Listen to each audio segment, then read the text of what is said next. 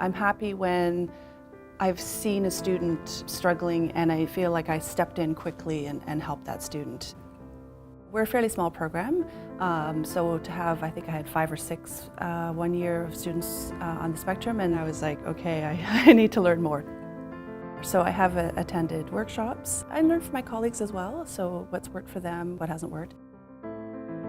There's a great benefit to have students with ASD. They do bring a richness to the class. When they have this wonderful knowledge about a topic and they really pour their heart into that, I hope that faculty see that richness and the benefit of that.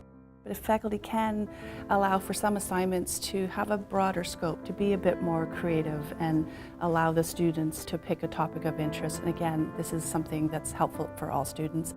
They have challenges with working in groups, so sometimes managing how much they're contributing in class. So some students are too withdrawn and don't contribute enough, and some students are too engaged and contribute too much. Sometimes I talk to students individually, maybe save your questions till the end. But I also do things like, instead of a live discussion in class, I might do like an online bulletin board, and they feel like they can contribute now. And for the shyer students, they are doing that and still have a rich discussion. I've learned that it's okay to be direct. I find that sometimes I try to soften how I say things, or I try to be diplomatic. And sometimes it's okay to just say, this is okay, this is not okay, do this, do not do this. I think it's important that we try to accommodate students, but students have to meet the outcomes. They have to meet the learning requirements, they have to perform the tasks that were asked of them, they have to reach the academic standards that are part of the program.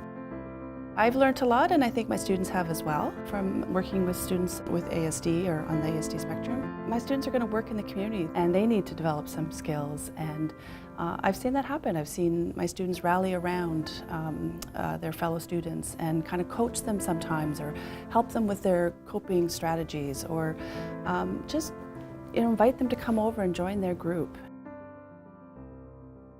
I have seen students who advocate for themselves, and that's really amazing to see. Those students tend to be more successful when they acknowledge their own strengths, they acknowledge the areas that they have difficulty in, they know what those are, and they know what they need. They know where to go get that help that they need to help them overcome their challenges.